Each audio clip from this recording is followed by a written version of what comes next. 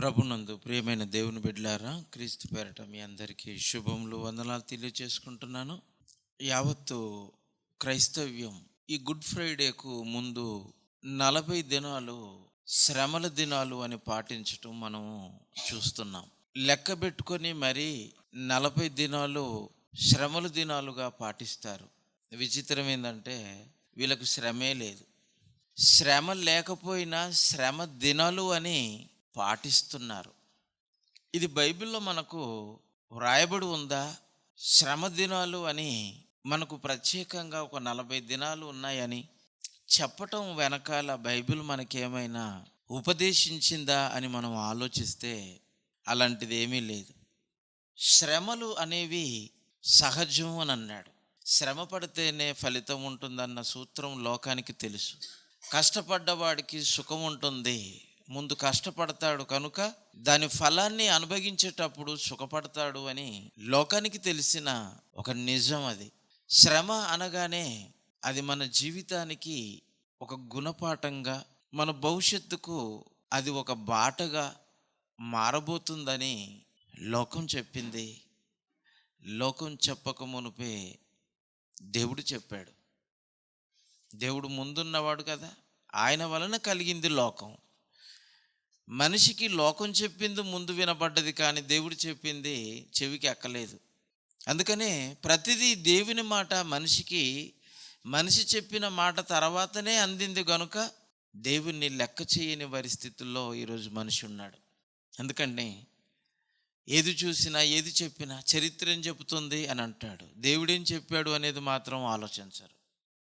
ఆ దేవుడు చెప్పిన మాటలు ప్రస్ఫుటంగా గ్రంథరాజ్యంగా రాయబడిందే బైబిల్. ఆ బైబిల్లో శ్రమల దినాల గురించి ప్రత్యేకంగా మనకేమైనా రాయించాడా అని మనం ఆలోచిస్తే ఒక చోట మాత్రం రాయబడి ఉంది. చూడండి, మార్కు సువార్త 13వ అధ్యాయము మొదటి నుంచి చూద్దాం, 17 నుంచి చూద్దాం. 17 నుంచి, అయ్యో ఆ దినములలో గర్భిణీలకు పాలుచువారికి శ్రమ, అది చలికాలమందు సంభవింపకుండా ఉండవలనని ప్రార్థించుడి, అవి శ్రమ గల దినములు అన్నాడు. చూడండి, శ్రమ కలిగిన దినములు, శ్రమ దినములు. దేవుడు సృజించిన సృష్టి ఆది నుండి ఇంతవరకు అంత శ్రమ కలుగలేదు, ఇక ఎన్నడూనూ కలగబోదు. చూసారా? ఆ తర్వాత ప్రభు ఆ దినములను తక్కువ చేయని ఎడల ఏ శరీరియు తప్పించుకొనకపోవును. ఏర్పరచబడిన వారి నిమిత్తము, అనగా తానేర్పరచుకొనిన వారి నిమిత్తము ఆయన ఆ దినములను తక్కువ చేసెను. ఇక్కడ యేసుప్రభు వారు దేవాలయంలోనికి వచ్చిన తర్వాత ఆరాధన చేసుకొని వెళ్ళిపోతున్నాడు. ఆరాధనలో పాల్గొని తిరిగి వెళ్ళిపోతున్నప్పుడు ఆయన శిష్యులు ఒక మాట అన్నారు. దేవాలయంలో నుండి వెళ్ళుచుండగా ఆయన శిష్యులలో ఒకడు, బోధకుడా, ఈ రాళ్ళు ఎలాంటివో ఈ కట్టడలు ఎలాంటిదో చూడమని చెప్పేశారండి. చూడండి, దేవాలయములోనికి ఎన్నో మార్లు వచ్చాడు. ఎన్నో మార్లు వచ్చిన తర్వాత దేవాలయాన్నిలో ఎన్నో సంగతులు చెప్పాడు. ఇదే దేవాలయంలోనే కదా 2 కాసులు వేసినటువంటి బీద విధవరాలు గొప్పది అని చెప్పి, ఆ తర్వాత ఆయన దేవాలయంలో నుండి బయటికి వెళ్ళిపోతున్నప్పుడు ఒక శిష్యుడు ఆయనను ప్రభువా అని పిలిచి, ఈ కట్టడం చూడు. ఏమంటున్నాడు? ఈ రాళ్ళు ఎలాంటివో ఈ కట్టడలు ఎలాంటివో చూడుమని ఆయనతో అనెను. ఇంత అందమైన కట్టడ, ఈ కట్టడానికి ఉపయోగించిన రాళ్ళు, ఈ రాళ్ళు ఎలాంటివో ఈ కట్టడలు ఎలాంటివో చూడమని శిష్యుడు చెప్పాడు. అంటే కట్టడ అంత గొప్పదా? కట్టడంత గొప్పదా? మనిషి నిర్మించిన కట్టడలు, ఆ కట్టడలకు ఉపయోగించిన రాళ్ళు, ఆ నిర్మాణము ఎంత గొప్పది, ఎంత గొప్పదో చూడమంటున్నారు. మనుషులు కట్టిన కట్టడాల యొక్క గొప్పతనం గురించి ప్రభువుకు వివరించాలనుకున్నాడా ఆ శిష్యుడు? పితరులు కట్టిన ఈ దేవాలయం యొక్క నిర్మాణం, ఆ నిర్మాణంలో వాళ్ళు ఉపయోగించిన మెటీరియల్, రాళ్ళు ఎలాంటివో వాటిని చూడమని ఆయనతో అంటే, ఆయన ఏమంటున్నాడు? రెండవ వచనం, అందుకు యేసు, ఈ గొప్ప కట్టడలను చూచుచున్నావే, రాతి మీద రాయి ఒకటైనను ఇక్కడ నిలిచి ఉండకుండా పడద్రోయబడునని అతనితో చెప్పెను. ఈ గొప్ప కట్టడను చూస్తున్నావు కదా, ఈ గొప్ప కట్టడానికి ఉపయోగించిన రాళ్ళు ఎలాంటివో నాతో చెబుతున్నావు కదా, దీని చరిత్ర ఎంత గొప్పదో ఒకసారి నన్ను చూసి ఆలోచించమని అంటున్నావు కదా. అందుకు యేసు ఒక సమాధానం చెప్పాడు. ఏంటా సమాధానము? ఈ గొప్ప కట్టడలను చూచుచున్నావే, రాతి మీద రాతి ఒకటైనను, రాతి మీద ఒకటి రాయైనను పడకుండా ప్రాడద్రోయబడునని మీతో చెప్తున్నాను అని అన్నాడు. ఇదేంటండి? గొప్ప కట్టడను గురించి చెబితే రాయి మీద రాయి పడకుండా పడిపోతుందంట అని చెప్తున్నాడు. ఇది ఇంకా గొప్పగా ఉంది. ఆయన మాటలు చూడండి. గొప్ప కట్టడ గురించి వాళ్ళు చెబుతున్నారు, ఇంత గొప్ప కట్టడ చూస్తున్నావు కదా, రాయి మీద రాయి పడకుండా పడదోయబడును అని అన్నాడు. ఈ మాటలు ఆనాడు శిష్యులకు అర్థం కాలేదు, ఈ రోజుకి క్రైస్తవ్యానికి కూడా అర్థం కాకుండా ఉన్నాయి ఈ మాటలు. ఈ మాట మనం అర్థం చేసుకోవాలంటే యోహాను గారు రాసిన సువార్త, ఆయన క్లైమాక్స్ ముందు రాశాడు. 2వ అధ్యాయంలో క్లైమాక్స్ ముందు రాశాడు, తర్వాత కంటిన్యూయేషను మామూలు ఆయన కార్యాలు రాయించుకుంటూ వచ్చాడు. అందుకనే యోహాను సువార్త 2వ అధ్యాయంలో ప్రారంభంలోనే కానాను విందులో ఆ ద్రాక్షరసం గురించి మాట్లాడుతున్నప్పుడు, అమ్మా నాతో నీకేం పని, ద్రాక్షరసం అయిపోతే నాతో ద్రాక్షరసం అయిపోతుందని ఎందుకు చెప్పావు, ఈ ద్రాక్షరసానికి నీకు ఏం సంబంధము, నాతో నీకేం పని అన్న మాటలను గురించి మనం వింటాం. ఆ ద్రాక్షరసం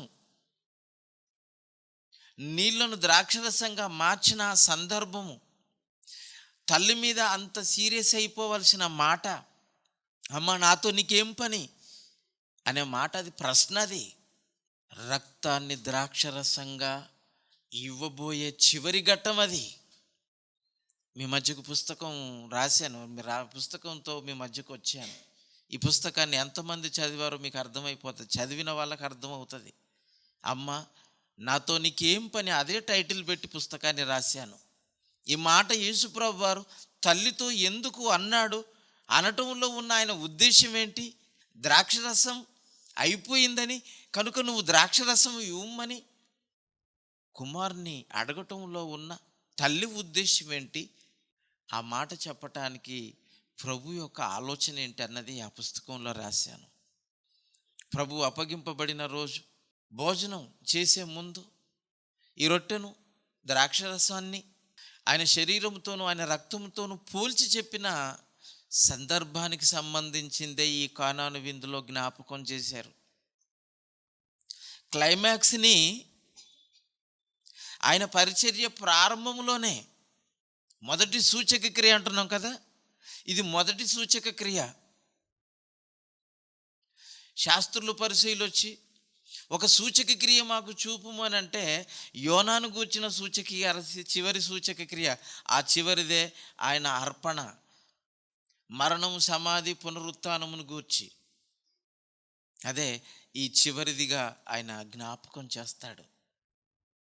అందుకు ఆ పుస్తకాన్ని అంత డెప్త్తో కూడినటువంటి ఈ మాటను ఆ పుస్తకంలో రాశాను. అది క్లైమాక్స్కి సంబంధించింది సంగతులు ప్రభువు చెప్పాడు. అంతేగాని పెళ్ళిళ్ళలో ద్రాక్షారసం అయిపోయింది.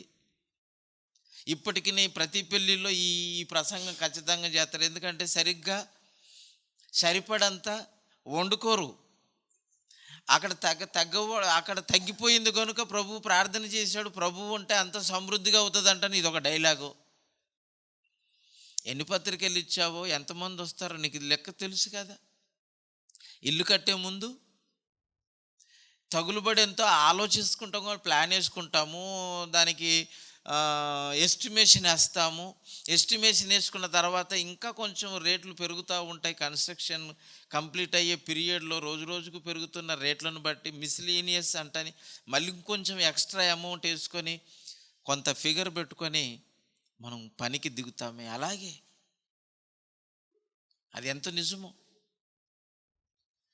ఒక పెళ్ళి చేసినప్పుడు, ఇల్లు కట్టినప్పుడు, పెళ్లి చేసినప్పుడు అన్ఎక్స్పెక్టెడ్ ఖర్చులు, అనుకోకుండా వచ్చే ఖర్చులు ఎక్కువగా వస్తాయి. అనుకున్నది ఒకటవుతుంది, జరిగేది మరొకటి అవుతుంది. అందుకని ముందుగా మనం ఎస్టిమేషన్ వేసుకుంటాం, పత్రికలు కొట్టిస్తాము, పంపుతాము. ఒక పత్రికకు, ఒక కుటుంబానికి ఒక పత్రిక ఇచ్చామంటే కుటుంబం వస్తుందని అనుకోవాలి. అంతేగాని ఇద్దరు వస్తారని, పత్రికకు ఒకరు వస్తారంటే నువ్వు ప్రిపేర్ అయిపోతే, అసలే ఎండాకాలంలో చేస్తున్నావు, చుట్టాలందరూ వస్తారు, సెలవులు, పిల్ల పాపలతో సకుటుంబ సమేతంగా వచ్చేస్తారు, తగ్గిపోతుంది. ఇప్పుడు ఈ తగులుబాటుని ప్రార్థన చేస్తే ఫుల్ఫిల్ అవుతుందంటని ఈ కానాను విందు యొక్క ఉద్దేశాన్ని వీళ్ళు మాట్లాడుకుంటున్నారు. ఇప్పటికీ కాదది. అందుకోసం కాదు అక్కడ చెప్పబడిన మాట. ఆ విందుకి, ఆ ద్రాక్షరసానికి, ఆయన చేసిన దానికి అసలు పొంతననే లేదు. పుస్తకాన్ని చదువుతూ మీకు అర్థమవుతుంది. ఆ పుస్తకం గురించి సింపుల్గా మీకు ఇంట్రడక్షన్గా చెప్పాను ఈ మాట. ఇంకా కొంచెం ముందుకు వెళ్ళిపోయేసరికి యోహాను సువార్త 2వ అధ్యాయము 13 నుంచి చూడండి. యూదులకు పస్కా పండుగ సమీపించగా యేసు యెరూషలేమునకు వెళ్ళి దేవాలయంలో ఎడ్లను, గొర్రెలను, పావురములను అమ్మువారిని, రూకలను మార్చువారిని కూర్చుండుట చూసి త్రాళ్లతో కొడలాలను చేసి గొర్రెలను, ఎడ్లనన్నింటినీ దేవాలయంలో నుండి తోలివేసి, రూకలు మార్చువారు రూకములు చల్లివేసి వారి బల్లలు పడదోసి, పావురములను అమ్మువారితో వీటిని ఇక్కడ నుండి తీసుకొని పోవుడి, నా తండ్రి ఇల్లు వ్యాపారపుటిల్లుగా చేయకూడని చెప్పెను. ఆయన శిష్యులే ఈ ఇంటిని గూర్చిన ఆసక్తి నన్ను భక్షించుచున్నదని వ్రాయబడినది జ్ఞాపకం చేసుకొనిరి.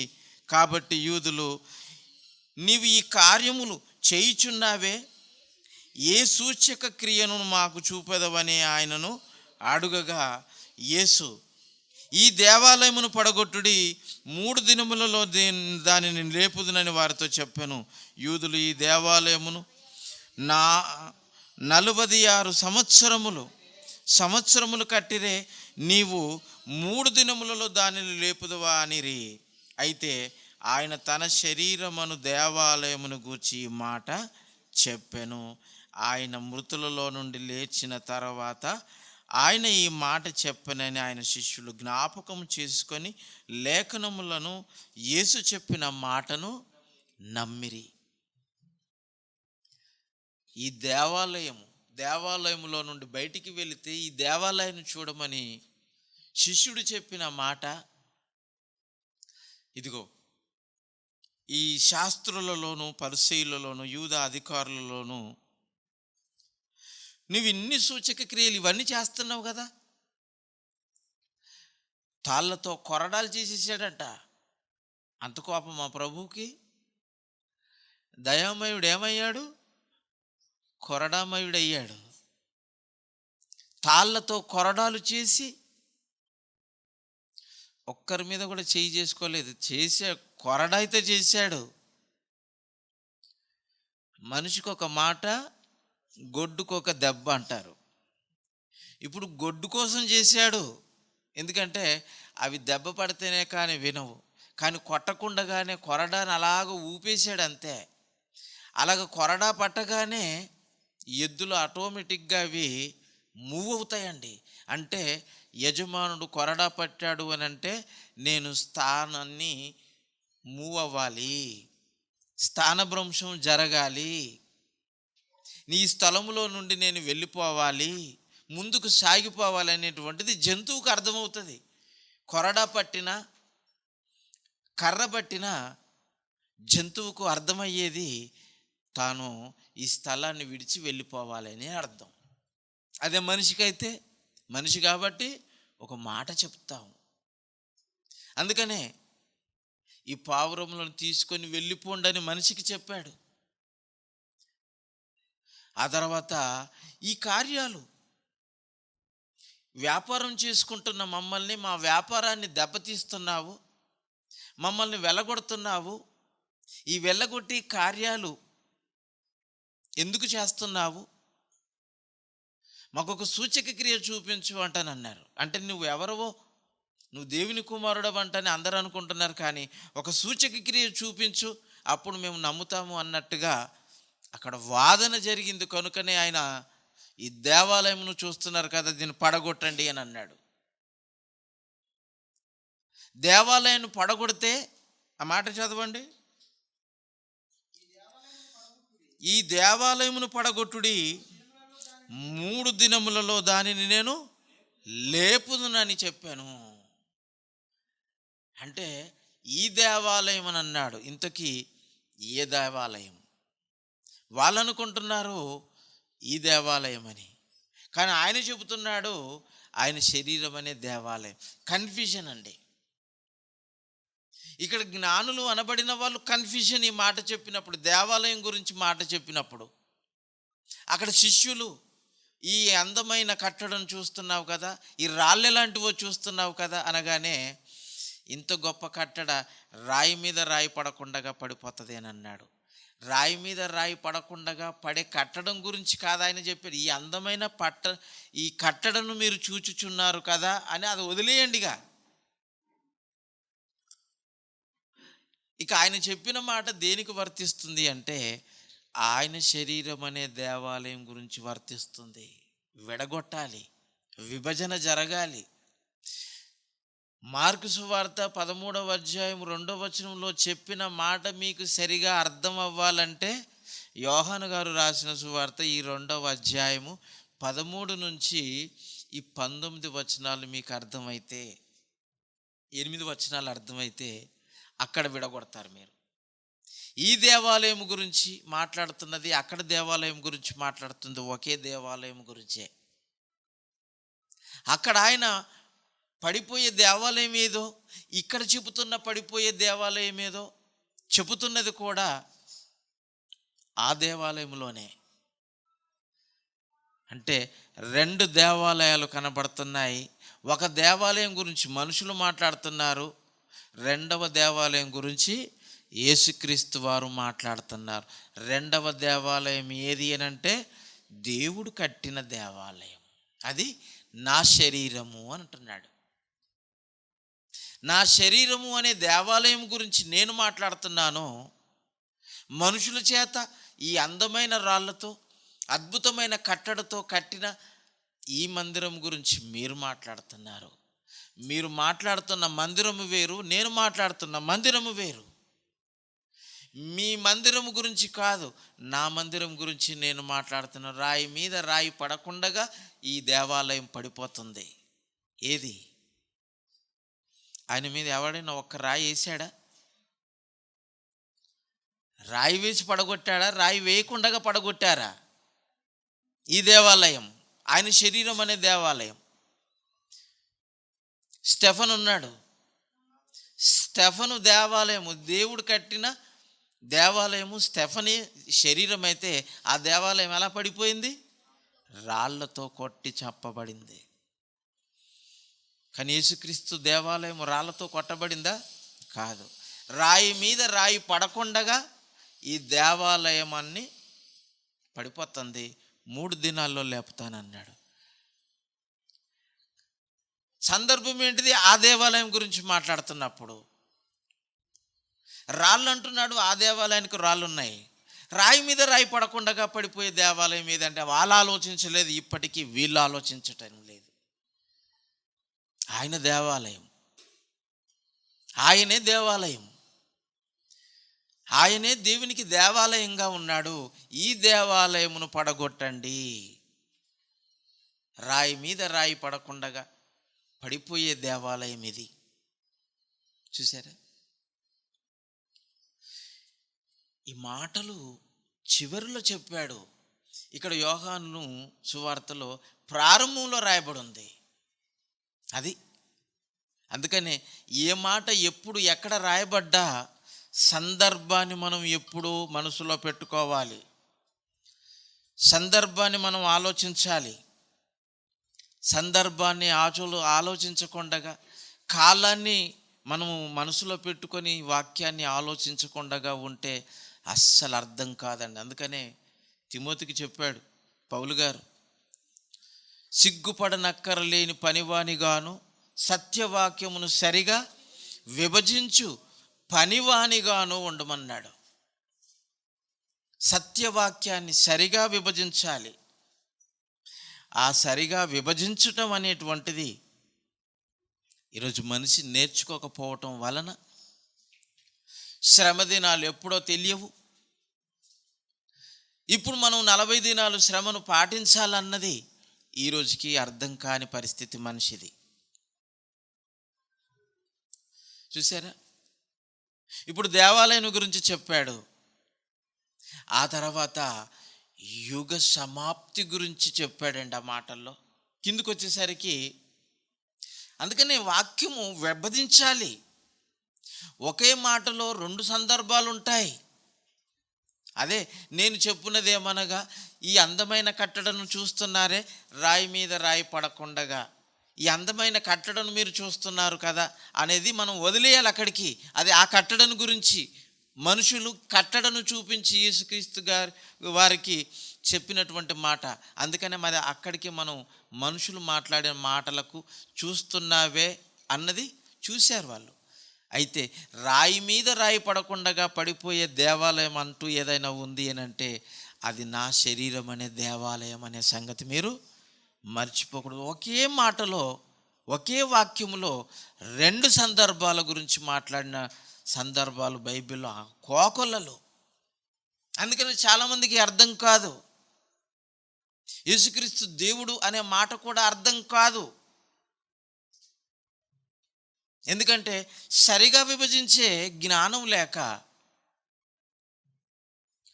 తప్పుగా అపార్థం చేసుకుంటారు. తక్కిన లేఖనాలను అపార్థం చేస్తారు. అనేకులను అబద్ధంలోనికి నడిపిస్తారు. పైగా నేను సత్యబోధకునని చెప్పుకునే వాళ్ళు చాలామంది ఉన్నారండి. చాలామంది ఉన్నారు. కిందికి వచ్చేసరికి ఏమంటున్నాడు? మార్కు సువార్త 13వ అధ్యాయంలో 13వ అధ్యాయము 2వ వచనం. అందుకు యేసు, ఈ గొప్ప కట్టడమును చూచుచున్నావే. చూసారా? గొప్ప కట్టడను చూచుచున్నావే అనేది చెప్పేశాడు. చూడు, ఈ గొప్ప కట్టడను చూడు అనగానే వాళ్ళు కట్టడను చూసే పనిలో ఉన్నారు. కానీ ఆయన చెబుతున్న మాట ఇంకొకటి ఉంది. ఆయన శరీరం అనే దేవాలయం గురించి మాట్లాడుతున్నాడు. కానీ ఈ శరీరం అనే దేవాలయం గురించి మాట్లాడుతున్న ఈ మాటలను వాళ్ళు చూస్తున్న దేవాలయానికి అప్లై చేసుకున్నారు. అందుకనే ఆసక్తితో ఇది ఎప్పుడు జరుగుతుంది? ఎందుకంటే గొప్ప కట్టడ కదా, ఈ రాళ్ళు ఎలాంటివో కదా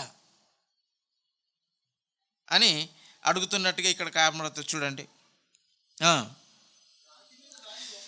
రాతి మీద రాయి ఒకటి అయినను ఇక్కడ నిలిచి ఉండకుండా పడద్రోయబడునని అతనితో చెప్పాను. ఆయన దేవాలయము ఎదుట ఓలీవల కొండ మీద కూర్చుండి ఉండగా పేతురు, యాకోబు, యోహాను, ఆంద్రేయ, ఇద్దరు అన్నదమ్ములండి, బ్రదర్స్. పేతురు, ఆంద్రేయ అన్నతమ్ముళ్ళు, యాకోబు, యోహాను అన్నతమ్ముళ్ళు. ఈ నలుగురు అన్నదమ్ములలో ఎవరో ఒకరు మాత్రం ఈ గొప్ప కట్టడను చూస్తున్నావి అంటని అడిగారు. ఈ నలుగురిలో ఎవరో ఒకరు అయి ఉంటారు. మనం ఎక్స్పెక్ట్ చేయొచ్చు, పేతురు అనే మాట మనం ఎక్స్పెక్ట్ చేయొచ్చు. ఎందుకంటే ఆయన చెప్పిన మాటల్లో ఎక్కువగా ప్రభువును అడిగి తెలుసుకున్నది పేతురు గారే. ఆయన ఆసక్తి, అందుకనే నీ ఇంటిని గూర్చిన ఆసక్తి, నన్ను భక్షించుచున్నదనే మాట, ఆయన పునరుత్థానుడై తిరిగి లేచిన తర్వాత శిష్యులు అర్థం చేసుకుని ఆయనను నమ్మారు అన్న మాట మనం ఇందాక యోహాను సువార్త 2లో చదువుకున్నాం. అప్పుడు అర్థమైంది. అందుకే దేవాలయంలో నుండి బయటికి వెళ్ళిపోయారు యేసుప్రభువారు, ఆయన శిష్యులు. ఆ దేవాలయానికి ఎదురుగా ఉన్నటువంటి ఆ ఓలివల కొండ మీదకి వెళ్ళిపోయి కూర్చున్నాడు. ఏకాంతంగా కూర్చొని ఆలోచిస్తున్నప్పుడు, ప్రభువా, మేము ఈ అందమైన దేవాలయం గురించి మాట్లాడుతున్నప్పుడు రాయి మీద రాయి పడకుండా పడిపోయే దేవాలయం అది ఎప్పుడు జరుగుతుంది, ఎలా జరుగుతుంది, సూచనలు ఏంటి, ఎలాంటి కాలము మాతో చెప్పరా? బాగుంది, ఇంట్రెస్ట్గా ఉంది. ఎందుకంటే ఆనాడు ఈ దేవాలయాన్ని కట్టిన యూదులు, ఇశ్రాయేలీలు ఎన్ని సంవత్సరాలు కట్టారట? 46 సంవత్సరాలు, 46 years కట్టారట. 46 సంవత్సరాలు కట్టారంటని ఇంత గొప్ప కట్టడ చూస్తున్నావు కదా. ఆ కట్టడకు ఉపయోగించిన రాళ్ళు, ఈ 46 సంవత్సరాలు ఇంతకాలం పాటు కట్టిన కట్టడ ఇప్పటికీ లేదండి చరిత్రలో. అందుకనే నా నామ మహిమ ఘనత కొరకు నేను నీ కుమారుని చేత నేను కట్టించుకుంటాను. అలాంటి కట్టడ భవిష్యత్తులో ఎవడు కట్టడు. ఇక ఇంతకు మునుపు ఎవడు కట్టలేదు, భవిష్యత్తులో ఎవడును కట్టలేడు. ఇంత గొప్ప కట్టడ, ఇంత చరిత్ర ఉన్న కట్టడ గురించి మేము అడిగితే రాయి మీద రాయి పడకుండా పడిపోతుంది, 3 దినాల్లో మళ్ళీ దేవాలయం లేపబడుతుంది అనగానే ఆశ్చర్యపోయారు.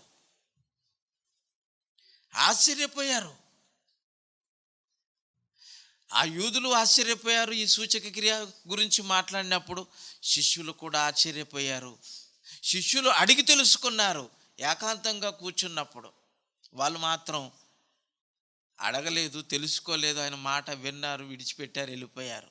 ఎందుకంటే వాళ్ళ వ్యాపారం దెబ్బతిన్నది. గొడ్లు గోదలు అన్నింటినీ ఎలగొట్టేశాడు. రూకాలు మార్చువారు వాళ్ళని ఎలగొట్టేశాడు. గువ్వలు పావురాలు అమ్ముకునేవారిని జాగ్రత్తగా తీసుకెళ్ళిపోమని మనిషికి చెప్పాడు. వాటన్నింటిని పడద్రోసేశాడు. ఈ కార్యాలు ఎందుకు చేస్తున్నావు, ఎందుకు పడగొడుతున్నావు, వీళ్ళందరినీ వెళ్ళిపోమని ఎందుకు అంటున్నావు, ఒక సూచక క్రియ చూపించు, నువ్వు ఎవరో మేము తెలుసుకుంటాం అని వాళ్ళు అడిగితే, ఈ దేవాలయాన్ని పడగొట్టమని ఆర్డర్ వేశాడా? అనగానే సుత్తే శానం పట్టుకొని వచ్చేసి దేవాలయాన్ని పడగొట్టే పనిలో ఉన్నారా? లేదు. ఆయన చెప్పింది దేవాలయం వీళ్ళే కదా పడగొట్టేది, లాస్ట్లో చివరిలో వీళ్ళే కదా యేసుప్రభు వారిని అప్పగింపబడేటట్లు చేసుకున్నది వీళ్ళే. పట్టుకొని ఆయనని ఎంత చిత్రహింసలు పెట్టి ఆయనను చంపారో మీరు చూశారు. పడగొట్టారు వాళ్ళే. పడగొట్టండి అని అన్నాడు. పడగొట్టేవాళ్ళు వీళ్ళు, వీళ్ళకు పాత్ర ఉంది. వీళ్ళు పడగొట్టడానికి నన్ను పట్టించేవాడు నా శిష్యులలో ఒకడున్నాడు, ఇస్కరియోతు యూదా. వీళ్లకు నా దేవాలయాన్ని పడగొట్టడంలోనూ, నా దేవాలయంలో ఉన్న రక్తము చిందించటంలోనూ, దాన్ని నేను ద్రాక్షరసంగా ఇవ్వటంలోనూ వీళ్ళ పాత్ర ఉంది. అమ్మా, నాతో నీకేం పని? అదే ఆ పుస్తకం చదవండి. అందులో రాయబడిన ప్రతి లైను మీ గుండెలను పిండేస్తుంది.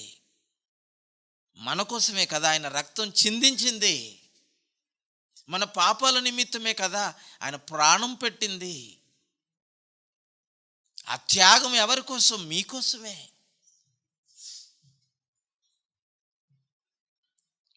మాటలు చదువుతుంటే, ఆ పుస్తకాన్ని రాస్తున్నప్పుడే నాకు, ఏంటి ప్రభువా నాతో ఇలాంటి మాటలు రాయించుకుంటున్నావు అని నేను ఆశ్చర్యపోయాను. ఏ పెళ్ళికి వెళ్ళిపోయినా ఈ పెళ్లి విందులు, ఈ కానాను విందు గురించి చెప్తున్నారు, ఈ విందు గురించే మాట్లాడుతున్నారు. కానీ యావత్తు క్రైస్తవ ప్రపంచానికి, నిన్ను నమ్మేవారికి నువ్విచ్చే విందు, నీ శరీరము, నీ రక్తము, అది చివరి విందుగా ఇవ్వబోతున్నావన్న సంగతి అర్థం చేసుకోలేకపోతున్నారు వీళ్ళు అని నాకు అర్థమైంది. కనుకనే పుస్తకంగా రాశానది. ఇప్పటికీ చాలామంది చదివిన వాళ్ళు, ఈ పుస్తకం చాలా బాగుందన్న, ఇంత ఆలోచించారా మీరు అని కంప్లిమెంట్స్ నాకు ఇప్పటికీ ఫోన్లో వస్తుంది. చదివేవాళ్ళు, చదివిన వాళ్ళకి ఏమి ఉండదండి. మీరు తీసుకున్నారు, ఎవరైనా చెప్పారా అన్న ఈ పుస్తకం గురించి? ఒక మార్క్ ఒక్కడ చెప్పాడండి నాకు, అన్నయ్య ఈ పుస్తకం నా బుర్రకెక్కింది, ఈ పుస్తకం నుంచి నేను ఒక పాట రాస్తున్నానని అన్నాడు. ఎప్పుడు పూర్తి చేస్తాడో, ఎప్పుడు మనం వింటామో తెలియదు, కానీ రాస్తున్నానని మాత్రం నా చెవికి వేసాడు. ఆలోచించండి. ఏమంటున్నాడు ఇంకా? ఏకాంతంగా కూర్చున్నప్పుడు వాళ్ళు ఏమడుగుతున్నారు? చదవండి అమ్మ. ఇవి ఎప్పుడు జరుగును? ఇవి నెరవేరబోవు కాలమునకు ఏ గుర్తు కలుగును? మాతో చెప్పుమని. ఏ కాలము, ఎప్పుడు జరుగుతాయి, జరగబోయే కాలం ఏంటిది, ఆ జరగటానికి గుర్తేంటి? ఎందుకంటే beautiful temple, beautiful structure, architecture ఏంటి? ఆర్కిటెక్చర్ గురించి మాట్లాడాలంటే 2 వారాల క్రితం గోవాకి వెళ్ళాము, మీ అందరికీ తెలుసు. బాసిలికా బామ్ జీసస్ చర్చ్ అనేటువంటిది ఒకటి ఉంది. ఒక పెద్ద కట్టడండి, పోర్చుగీస్ వారు నిర్మించినటువంటి కట్టడ అది. ఆ పోర్చుగీస్ వారు కట్టినటువంటి కట్టడలలో, ప్రపంచంలో వాళ్ళు నిర్మించిన కట్టడలలో చారిత్రాత్మకమైన కట్టడలు కట్టారు వాళ్ళు. అలాంటి కట్టడలలో ఇది పేరొందిన చర్చిగా పేర్కొనబడింది. అది 1594లో ప్రారంభించబడి కట్టడను 1605వ సంవత్సరంలో పూర్తి చేయబడిందంట. అంటే 11 సంవత్సరాలు కట్టారు. యెరూషలేము దేవాలయాన్ని 46 సంవత్సరాలు కడితే, ఈ బాసిలికా బామ్ జీసస్ అనే ఈ చర్చ్ 11 సంవత్సరాలు కట్టారండి. మేము వెళ్ళానండి, ఆ చర్చికి వెళ్ళాను. ఆ కట్టడ గురించి ఒకసారి నేను మీకు చూపిస్తాను. చూడండి, ఇది కట్టడం చూస్తుంటే చాలా అద్భుతం. లోపలికి వెళ్ళిపోతే కూడా మొత్తం గోల్డెన్ టెంపుల్ లాగా ఉంటుందండి లోపల. సెయింట్ ఫ్రాన్సిస్ జేవియర్ అనేటువంటి ఒక సేవకుడు, అతని యొక్క డెడ్ బాడీ ఆ చర్చిలో ఇంకా ఉంది. ఎలాంటి కెమికల్ యూజ్ చేయకుండా అందులో భద్రపరచబడినటువంటి ఆ పెట్టె కూడా చూసాము. కానీ ఇది ఎంతవరకు మనకు నిజం అన్నటువంటిది నేను మాట్లాడడం లేదు, కానీ ఆ టెంపుల్ గురించి మాట్లాడుతున్నాను. బ్యూటిఫుల్ కన్స్ట్రక్షన్ అండి. 11 సంవత్సరాలు కట్టినటువంటి కట్టడ. భారతదేశంలో పురాతన చర్చిలలో ఇదొకటి.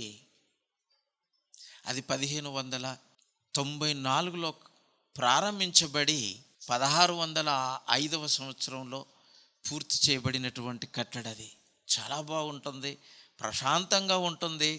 అంత హైటు దాదాపు, మరి నేను అది ఎన్ని మీటర్లు ఉందో నేను చెప్పలేను, కానీ చాలా గొప్పది. అంత పెద్ద చర్చ్. దాని డోర్లే 2nd ఫ్లోర్ అంత హైట్ ఉంటాయండి, చూసారా? కనుక ఈ కట్టడ ఈరోజు భారతదేశంలో పోర్చుగీస్ వారు మన దేశానికి వచ్చిన తర్వాత వాళ్ళు గోవాను రాజధానిగా చేసుకొని వాళ్ళు నిర్మించుకున్నటువంటి వాళ్ళ కట్టడాలు, వాళ్ళ ఇల్లులు, వాళ్ళ నివాస స్థలాలు, పెద్ద పెద్ద కట్టడాలు ఈరోజు మ్యూజియంలుగా ఉన్నాయి. వాళ్ళ కట్టుకున్న ఇండ్ల ముందు ఉన్నటువంటి పిల్లర్లే పెద్ద పెద్ద స్టాచ్యూస్గా, మాన్యుమెంట్స్గా ఈరోజు కనబడుతున్నాయి. ఆ ఒక చర్చిని మాత్రమే చూసామండి. కానీ గల్లి గల్లీకి చర్చ్ అండి, గల్లి గల్లీకి చర్చు, వీధి వీధిన పెద్ద పెద్ద చర్చిలు. మామూలు ఎంతమంది ఉంటారో తెలియదు, కానీ చర్చిలు మాత్రం చాలా ఉంటుందండి. ఎక్కువ క్రైస్తవ్యం ఉన్న భారతదేశంలో ప్రాంతం ఏదైనా ఉందంటే అది గోవా. చూసారు, కట్టడాలు, వాళ్ళు ఉపయోగించిన రాళ్ళు, ఆ బైండింగ్ మెటీరియలు, ఎన్ని సంవత్సరాలు కట్టారనేటువంటిది ఆ హిస్టరీని చూస్తుంటే మనకు అర్థమైపోతుంది. కానీ యేసుప్రభు వారితో మాట్లాడుతున్న ఆయన శిష్యులలో ఆ కట్టడం గురించి అడుగుతున్నప్పుడు ఈ మాటలు నాకు జ్ఞాపకం వచ్చి మీకు చెప్తున్నాను. ఏమంటున్నారు? ఇవి ఎప్పుడు జరుగును, ఏ కాలంలో జరుగును, అవి నెరవేరబో కాలమునకు ఏ గుర్తు కలుగును, అది మాతో చెప్పుమని ఆయనను ఏకాంతముగా అడగగా యేసు వారితో ఇట్లు చెప్పసాగెను. ఈ దేవాలయం గురించి మాట్లాడతలేరండి, ఆయన ఇగ్నోర్ చేసినట్టుగా ఉంది. ఇప్పుడు యుగ సమాప్తి గురించి మాట్లాడుతున్నాడు. ఈ 5వ వచనం నుంచి ఆయన వాళ్ళు అడిగిన ప్రశ్నకు సమాధానం కాదు ఇది, యుగ సమాప్తి కోసం చెప్తున్నాడు. యుగ సమాప్తి గురించి చెప్తున్నాడు. ఈ ప్రపంచ చివరి దినాలు ఎలా ఉంటాయో చెప్తున్నాడు. వాళ్ళు దేవాలయం గురించి ఎందుకు అడుగుతున్నారు? ఎందుకంటే ఇప్పుడు నేను అది వాళ్ళు అడుగుతున్న దానికి సమాధానం కాదు.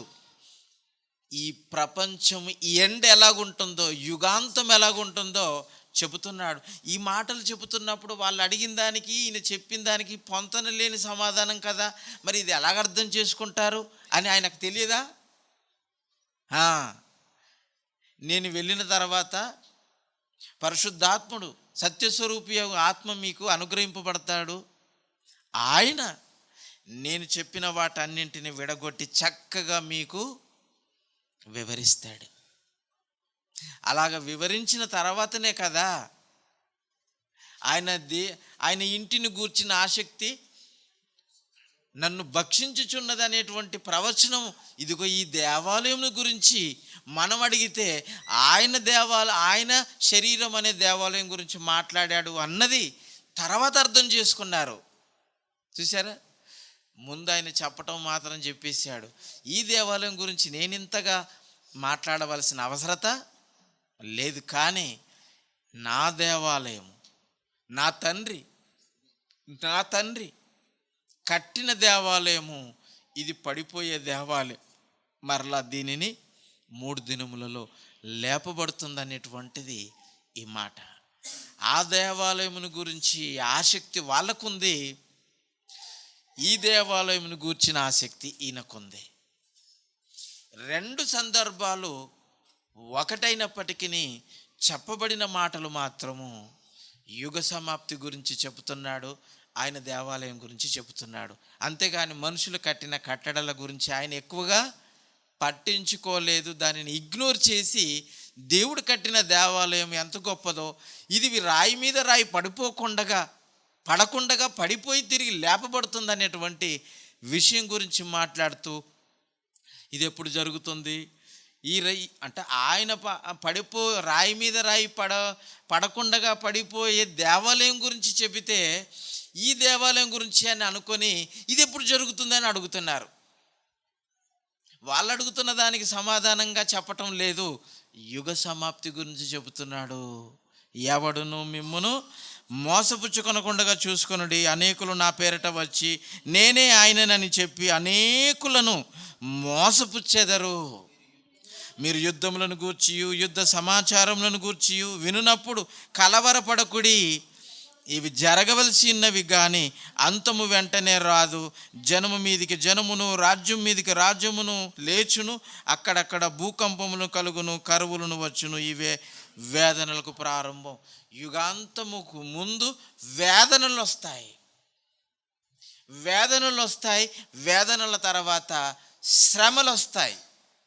అది 17, 18, 19 వచనంలో శ్రమలు వస్తాయని అన్నాడు. వేదనలు ముందు, ఆ దినముల అంతమునకు ముందు ముందు వేదనలు, ఆ తర్వాత శ్రమలు, ఆ తర్వాత అంతము వరకు. అదే చూడండి 20వ వచనంలో ప్రభువు ఆ దినములను తక్కువ చేయని ఎడల ఏ శరీరియు తప్పించుకొనకపోవును.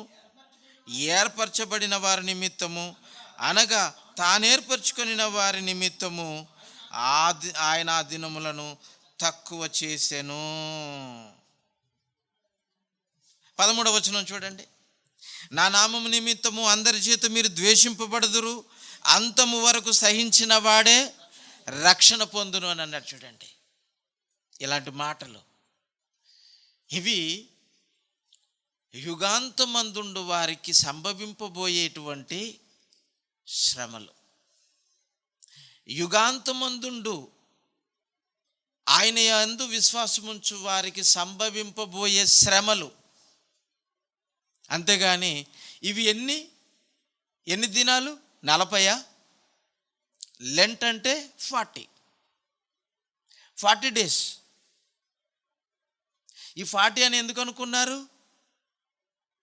బాప్తిజము పొందిన తర్వాత యేసు ప్రభువు వారు అరణ్యంలోనికి వెళ్ళిపోయి ఆయన నెరవేర్చబోయే దేవుని సంకల్పం అంతటిని గురించి ఆలోచించుకుంటుండగా ఆయనకు తెలియకుండగానే రాత్రి పగళ్ళు అంతా కలిపి 40 రోజులు అయిపోయింది.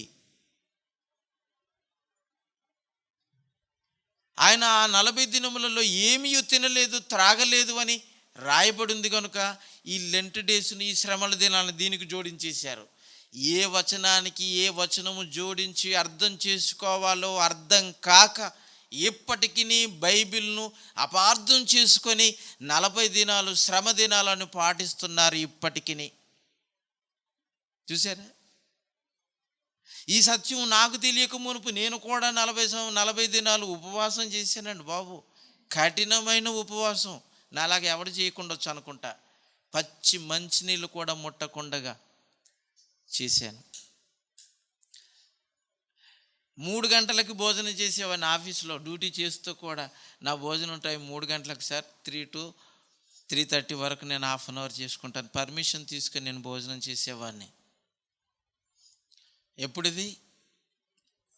98, 99, 99, 2000, 2000, 2001.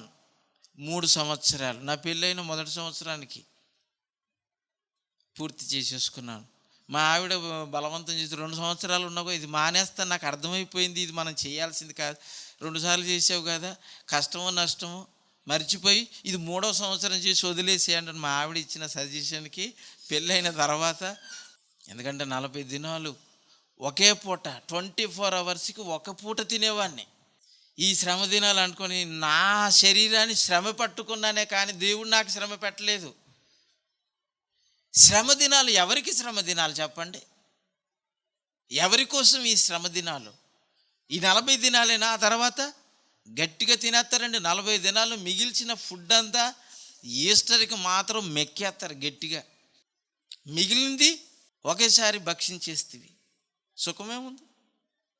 ఇదిగో చెప్తున్నాడు, యుగ సమాప్తి కాలమందు ఆ గుర్తు ఆ కాలం అని అడిగారు, కాలం గురించి చెప్తున్నాడు.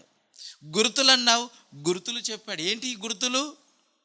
అక్కడక్కడ కరువులు, భూకంపాలు, జనము మీదికి జనము, రాజ్యం మీదికి రాజ్యము లేస్తాయి.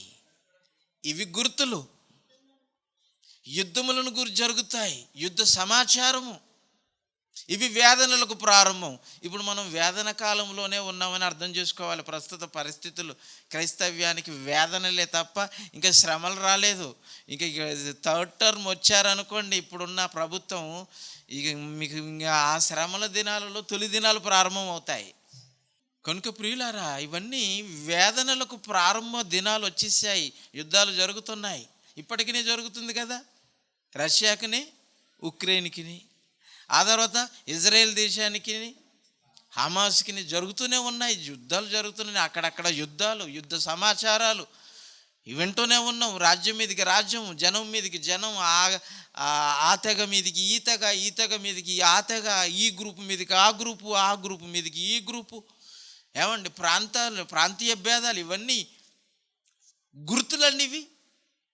ఈ గుర్తులు ప్రారంభమయ్యాయి. ఈ గుర్తులను పట్టించుకుంటున్నారా మీరు? ఆలోచించరు.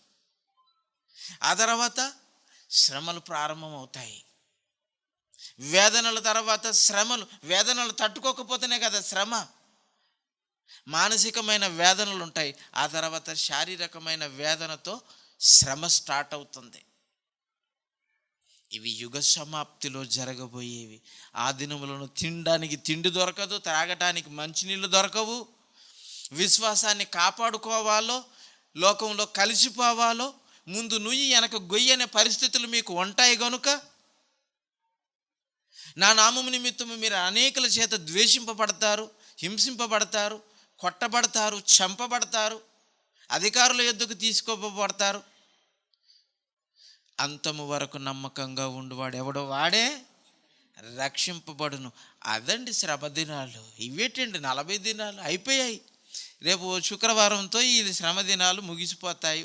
ఒక పూట భోజనం బల్లో, ఒక పూట బళ్ళు ఉన్నట్టు వీళ్ళకి ఒక పూట భోజనపు ఉపవాసాలని అనుకోవాలేమో. మరి వీళ్ళు చేస్తున్న దానిని బట్టి చూస్తే మనకు అదే అర్థమవుతుంది. కనుక ప్రియులారా, ఎవడైనను క్రైస్తవుడైనందుకు వాడు శ్రమ అనుభవించాలట. క్రైస్తవుడు అయితేనే నీకు శ్రమ.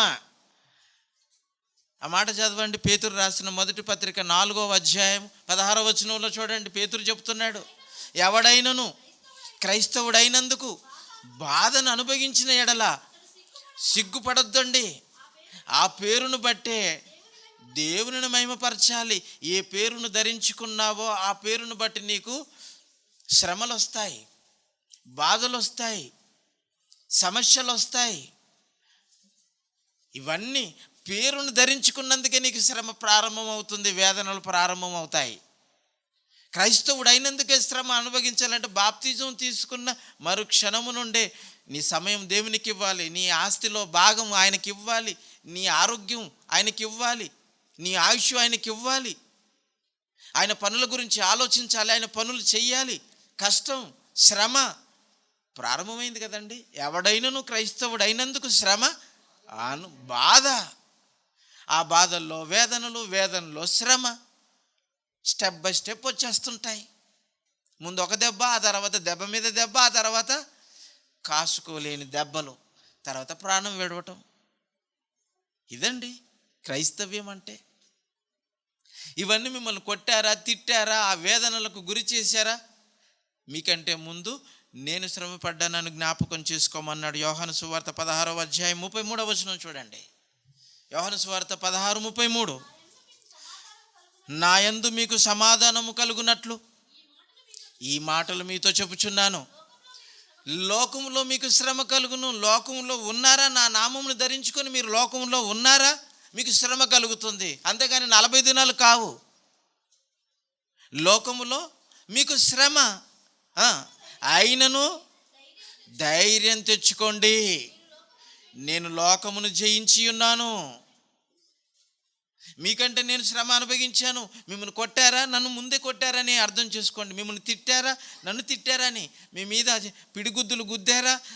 నాకు పడ్డాయని మీరు జ్ఞాపకం చేసుకోండి. మీకంటే ముందు నాకు పడ్డాయన్నీ మీకు పడతాయి. నాకు పడ్డాయి అంటే మీకు పడయా? నేను శ్రమ పడ్డానంటే మీరు శ్రమ పడరా? నేను ఉపవాసం ఉన్నానంటే మీరు ఉపవాసం ఉండరా? నేను నిద్రలేని రాత్రులు లేచి గడిపానంటే మీరు నిద్రలేని రాత్రులు మీరు గడపరా? నేను తెల్లవారులు లేచానంటే మీరు లేవరా? పెందలక్కడ నేను లేచి నా తండ్రి పనిలో ఉన్నాను, మీరు ఉండరా? నాకు జరిగినవన్నీ మీకు జరుగుతాయి. నా నామమును ధరించుకున్నారు కనుక ఖచ్చితంగా మీకు సంభవిస్తాయి. అంతము వరకు విశ్వాసమును కాపాడుకుని వాడు ఎవడు వాడే రక్షణ పొందును, రక్షింపబడును, నిత్యత్వంలోనికి వస్తాడు. ఇవన్నీ జరిగిన తర్వాత మనుష్య కుమారుడు ఆకాశములో నుండి వస్తాయి. ఇక ఆకాశములో నక్షత్రాలు కదిలిపోతాయి, కదిలింపబడతాయి, శక్తులన్నీ కదిలింపబడతాయి. అవి కిందికి వచ్చేసరికి ఉంటాయి. చూడండి, కిందికి వచ్చేసరికి ఉంటాయి. అదే మాటల్లో కిందికి వచ్చేసరికి అబద్ధ క్రీస్తులు వస్తారు, 24వ వచనం, ఆ దినములలో ఆ శ్రమ తీరిన తర్వాత, శ్రమలు తీరిపోతాయి చూడండి. ఈ లెంటి డేస్ వీళ్ళు అనుకుంటున్న దినాలు కావవి. అవి భూమి మీద మనం ఉన్నామా మనకు శ్రమ.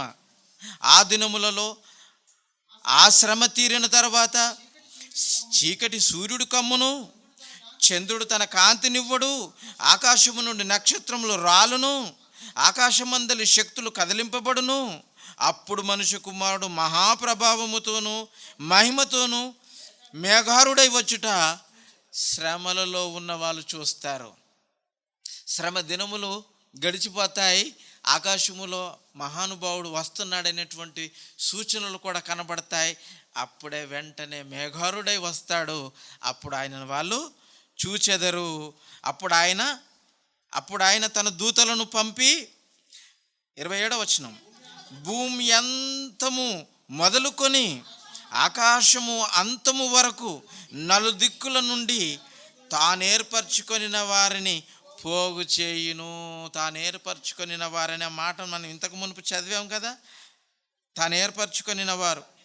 20వ వచనం, ఆ దినము ప్రభు ఆ దినమున తక్కువ చేయబడిన ఎడల ఏ శరీరులు తప్పించుకొనక పోవును, ఏర్పరచబడిన వారి నిమిత్తము ఆ దినాలు తక్కువ చేయబడ్డాయి.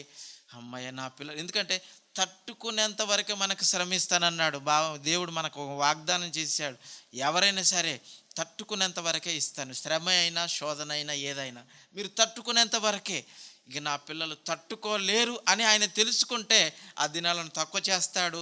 తక్కువ చేయబడిన దినాలలోనే ఆకాశంలో నుండి వచ్చేస్తాడు. ఆయన వచ్చాడా, మన విశ్వాసం పంట పండింది, మనం రక్షింపబడ్డామని అప్పుడు తెలుస్తుందండి. ఇప్పుడు బాప్తిజం తీసుకోగానే రక్షణలోనికి వచ్చారు.